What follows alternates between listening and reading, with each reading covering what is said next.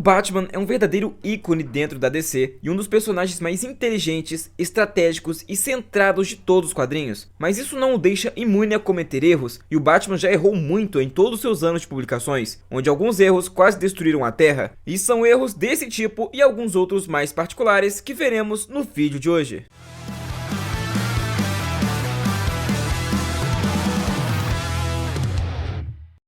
Bom, se tem uma coisa que com certeza aumentou muito a popularidade de um personagem, foram os planos de contingência do Batman para os membros da Liga da Justiça. Foi a partir disso que surgiu o famoso meme do Batman com preparo, e o Batman se tornou o personagem que ele é hoje em dia, sendo muito mais estrategista do que ele era no início dos quadrinhos. Claro, o Batman sempre foi muito inteligente, estrategista e um grande detetive, só que ele passou de um personagem mais centrado para um personagem fora da curva. Eu não vou ficar aqui listando todos os planos de contingência do Batman, até porque eu tenho um vídeo exclusivo aqui no canal em relação a isso, mas vale dizer que foi uma péssima ideia do personagem. Quer dizer, a ideia até que foi interessante. O Batman está certo em ter um preparo para personagens que são quase deuses e que podem exterminar a raça humana se forem controlados por vilões. O problema foi ele não ter criado uma série de estratagemas para evitar que caíssem nas mãos erradas. O que aconteceu? Na animação, foi para as mãos do Vandal Savage, e nos quadrinhos, do Ra's al Ghul. Mas independente de quem tenha utilizado, é certo que a Liga da Justiça quase foi exterminada. Isso não só minou a confiança do restante da equipe com o personagem, como também quase acabou com uma das maiores linhas de defesa da Terra dentro da DC. Atualmente o Batman ainda conta com diversos tipos de plano de contingência, e até mesmo armaduras feitas para encarar a Liga da Justiça, mas tenho certeza que ele prestou bem mais atenção na segurança desses planos do que da última vez. E outra péssima decisão já tomada pelo Batman foi a criação do Irmão Olho, mas aqui é bem justificável, ainda mais do que os planos de contingência feitos para a Liga da Justiça. Uma das histórias mais sombrias já feitas pela DC Comics foi o abuso da esposa do Homem Elástico pelas mãos do Dr. Luz nos quadrinhos. Ela estava sozinha na torre de vigilância da Liga, era muito amiga dos personagens, então eles deixaram que ela ficasse lá enquanto saíam em missão. Ele invadiu o local, e o restante eu não preciso detalhar aqui, né? O que acontece é que os primeiros heróis que encontraram a personagem e viram a cena, perceberam que o Dr. Luz estava insano, e que não iria parar de perseguir a esposa do herói. Foi então que entraram em votação, onde a maioria deles votou para que a Zatanna utilizasse sua magia para apagar as memórias do Dr. Luz, e ele se esquecesse de tudo o que fez. Isso no caso era uma verdadeira lobotomia, algo muito antiético por parte dos heróis, mas que seria para proteger uma inocente junto com toda a sua família. O problema é que bem no instante que eles estavam fazendo isso, o Batman chegou, e obviamente ele não aprovava o que estava acontecendo e partiu para cima deles. A próxima decisão que eles tomaram foi pior ainda, imobilizaram o Batman e apagaram as memórias dele. Mas o Batman é o maior detetive do mundo, e obviamente iria perceber que havia algo faltando nas suas lembranças, e com o tempo ele descobriu tudo o que havia acontecido. Foi então que ele criou o Irmão Olho, um sistema de monitoramento global contra super-humanos. Isso porque agora o Batman tinha uma desconfiança tremenda nesse tipo de seres, talvez com exceção do Superman. Mas se fosse só isso, tudo bem. O problema é que o Irmão Olho foi corrompido pelo vilão Maxwell Lord e se voltou contra os próprios heróis. Utilizando uma rede de satélites e humanos infectados por nanotecnologia, que ele transformava em soldados cibernéticos, o Irmão Olho iniciou uma caçada global contra qualquer pessoa com poderes. Sua lógica distorcida o levou a concluir que a única forma de proteger a humanidade era eliminando todos os meta-humanos, o que quase levou ao colapso da raça humana. E por curiosidade, já que eu mencionei o assunto, vale destacar que essa história dos heróis lobotomizarem vilões não foi a primeira e aparentemente não foi a última vez. Foi explicado que geralmente os membros principais da Liga da Justiça saem do local depois das batalhas, e era a responsabilidade dos membros secundários lidar com tudo que ficou para trás, e muitas vezes eles tinham que fazer isso pelos mais diversos motivos. A história ainda deixa subentendido que o Superman sabia de tudo o que estava acontecendo, afinal ele tem super audição, mas ele simplesmente deixava acontecer porque sabia que no fim das contas aquilo era necessário. E foi justamente por causa da lobotomia feita pela Zatanna que o Dr. Luz se tornou um personagem mais bobão. Aquilo afetou sua personalidade, e ele virou um vilão recorrente dos Jovens Titãs, e os Titãs eram um grupo de adolescentes, então ele passou a ser visto como uma ameaça menor. Então de um personagem ameaçador que fez tudo o que fez naquela história, ele virou um palhaço que mal conseguia utilizar seus poderes e não sabia da tremenda ameaça que era. E aproveitando o assunto de planos de contingência, o Batman tem um plano para ele próprio caso saia de controle, e é mais uma péssima decisão do personagem. Essa que não dá pra dizer que é uma decisão completamente feita pelo Bruce, afinal foi feita pela sua segunda personalidade, o Zur-Enar, que foi criada pelo Batman, então no fim das contas ainda é culpa dele. A personalidade se ativou e criou um androide capaz de detê-lo caso ele tirasse uma vida. Era um androide feito para que o Batman não fosse capaz de vencer em nenhuma hipótese. Usando a tecnologia de vários vilões cibernéticos enfrentados anteriormente pela Liga da Justiça, incluindo o Amazo, Zur-Enar criou o Failsafe. Ele também removeu a memória da única forma de derrotá-lo da mente do Bruce. Logo, era totalmente impossível para Bruce fazer algo contra ele. O Failsafe permaneceu adormecido na Batcaverna por anos, até que o Pinguim fingiu a própria morte e incriminou o Batman por homicídio. A notícia de que o Batman agora parecia disposto a matar pessoas ativou o Failsafe Failsafe que imediatamente começou a caçar o seu criador. Nem mesmo com a ajuda do restante da Bat-família, o Failsafe foi detido, indo até o fim para finalizar o Batman. Até existia um mecanismo para ele ser parado caso o Batman fosse falsamente incriminado, pena que dependia do Alfred de ativá-lo, e atualmente o Alfred está morto. O Failsafe é uma criação tão insana que a Liga da Justiça foi pra cima dele e perderam também, onde ele só foi parar após atirar no Batman acreditando ter desintegrado o herói, mas no fim ele foi enviado para uma realidade paralela. Mas o problema todo nem é esse. Lembra da personalidade alternativa do Bruce que criou o Failsafe, no caso o Zur-En-Arrh? Então, aos poucos ele foi tomando o controle do Batman e transferiu a sua mente para o Android, se tornando um vilão não só para o Batman, como também para a Liga da Justiça, ao se tornar o aliado da Amanda Waller. Ele agora tinha um corpo cibernético perfeito, a inteligência e o conhecimento do Batman, e também contava com toda a tecnologia e aliados da Amanda Waller, o que fez com que a humanidade quase perdesse seus heróis, já que eles perderam seus poderes após Amanda Waller usar os amassos para tirar os poderes de todo mundo. Mas olha só, Jason Todd foi o segundo a atuar como Robin ao lado do Batman, e é aquele que sucedeu o manto que antes foi de Dick Grayson, considerado por muitos o melhor parceiro do Batman. E é justamente por conta disso que ele não tinha uma tarefa fácil na hora de herdar o manto. As comparações com seu antecessor eram inevitáveis. Claro que os roteiristas poderiam ter feito algo um pouco melhor com o personagem para que o público se acostumasse mais com ele, mas colocaram no personagem uma personalidade rebelde, desafiadora e muito violenta, mais do que qualquer outro Robin já treinado pelo Batman, talvez se equiparando ao Damian no início da carreira. O público foi tão contrário ao personagem que quando a DC fez uma votação perguntando se queriam ou não que o mantivessem vivo, a maioria votou para que ele morresse nas mãos do Coringa. Mas não é sobre a sua popularidade que eu vou falar aqui, e sim sobre a sua personalidade, que já indicava ser um personagem que não tinha limites. Existe uma cena, inclusive, onde ele derruba um bandido da janela quando o Batman não estava olhando, claramente com a intenção de matá-lo. Você concordando ou não que isso é justiça, é fato que o Batman não atua desse jeito, e ele deveria ter identificado isso no personagem logo no começo. Quando ele retornou após a quebra da barreira da realidade das mãos do Superboy Prime, a sua violência se manteve, mas dessa vez o Batman não estava lá para contê-lo, onde o personagem acabou atuando mais como um vilão do que como um anti-herói. Em diversas ocasiões, ele agora atuando como Capuz Vermelho, bateu de frente não só com o Batman, como toda a Bat-família,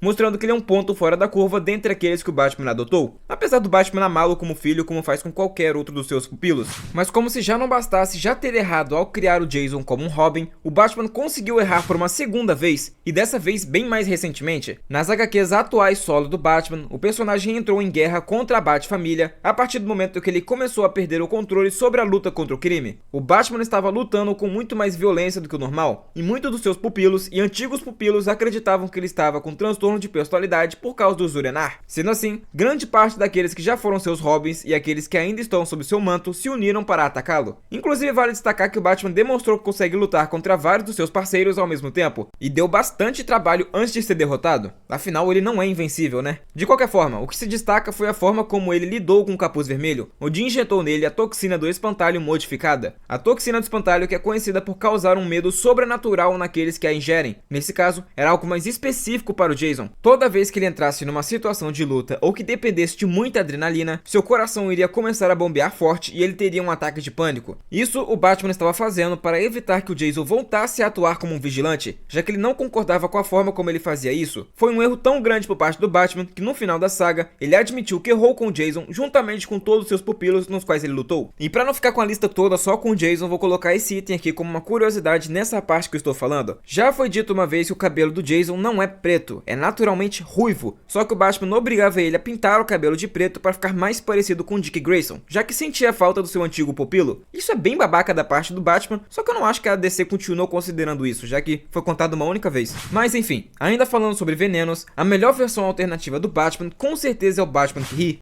Ele que é um Bruce Wayne do multiverso sombrio que foi contaminado pelo gás do Coringa, e isso fez com que o Batman perdesse suas amarras morais, se tornou um vilão e matou todos os super seres do seu universo. Mais tarde, graças às ações do Deus Barbatos, ele junto de outras versões malignas do herói foram para a Terra principal e quase trouxeram o fim do multiverso da luz. Barbatos foi derrotado, as demais versões também, mas Batman que ri permaneceu e se tornou uma ameaça ainda maior ao se aliar e depois trair a Perpétua. Mas nesse meio tempo entre as mega sagas, o Batman que ri atualmente atormentou o Batman no universo regular e Bruce ficou no limite da sua sanidade. Sabendo que o Batman que ri estava sempre um passo à frente, Bruce decidiu que iria equilibrar o jogo e se deixou contaminar com o gás do riso. Claro que em uma dose mais fraca, então ele não foi transformado na mesma velocidade que o original. Mesmo assim, aos poucos ele estava perdendo o controle e estava se tornando o Batman que ri. Até mesmo recriou o visor do vilão, descobrindo que com ele o Batman que ri podia ver o multiverso. Obviamente tudo voltou ao normal depois, e apesar da lógica estar meio que correta, isso não significa que seja uma decisão boa, muito menos inteligente por parte dele.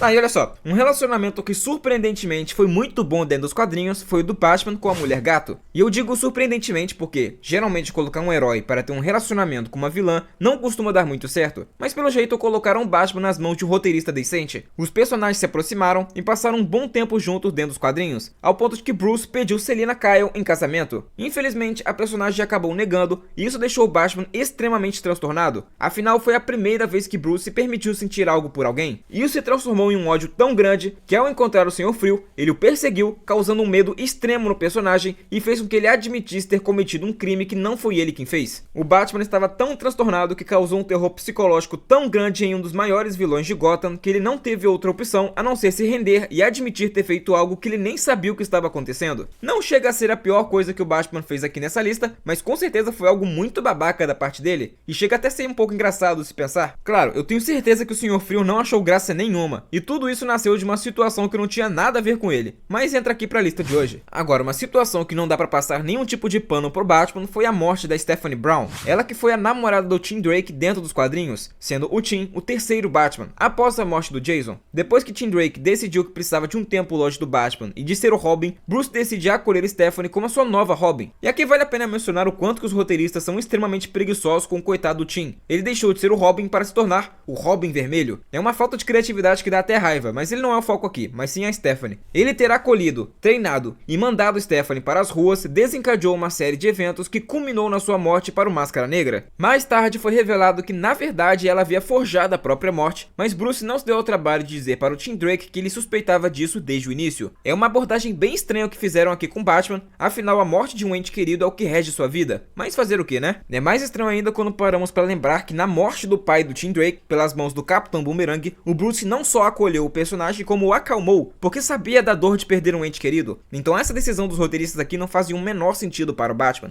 E falando de decisões que não fazem parte do habitual do personagem, temos a vez que ele deixou o KG Beast para morrer de fome. KG Beast, ou em tradução livre, KG Besta, mas eu achei esse nome muito idiota, então vou continuar falando do jeito original, é um vilão do Batman que merecia mais destaque, já que apesar do nome horroroso, é um puta de um personagem. Ele é um super soldado soviético aprimorado ciberneticamente e treinado à perfeição pela KGB, que pra quem não conhece, é meio que a CIA da Rússia. Ele conta com super força, é mais rápido do que qualquer humano, é imune a tiros e é especialista em combate armado e desarmado, sendo capaz de se defender contra oponentes como o Batman. Ele também é um espião e assassino experiente, capaz de executar sua missão em solo estrangeiro enquanto os super-heróis tentam detê-lo. Todas as vezes que ele e o Batman se encontraram, o Batman venceu no limite, e em alguns momentos até mesmo levou uma boa surra do vilão. Mas o Batman levou muito a sério a frase "quem ri por último ri melhor", e em certa ocasião, quando não queria enfrentar o personagem, o Batman o trancou em um esgoto. Isso sem saber se ele conseguiria sair do local, já que a única saída foi bloqueada pelo Homem-Morcego. O Batman também sabia que se Anatoly fosse preso, ele simplesmente seria enviado de volta para a KGB, então ele deixou o vilão lá conscientemente. E assim, não é querendo defender o Batman não, mas o KGB tinha chamado ele para um combate até a morte, então o Batman meio que estava dentro do acordo. No fim, o personagem não morreu, pelo menos não nessa ocasião, mas não por ter sido salvo pelo Batman ou coisa do tipo, mas sim por outros personagens, já que o Batman nem pareceu se importar se o personagem ia ficar lá até a morte ou não. E é justamente essa decisão que finaliza o vídeo de hoje, e se gostou já sabe, deixa o like aí embaixo e manda para aquele seu amigo que não entende nada de quadrinhos para ajudar o canal a continuar crescendo. Coloca aí nos comentários qual dessas decisões do Batman você acha que é a mais questionável. Valeu e até a próxima!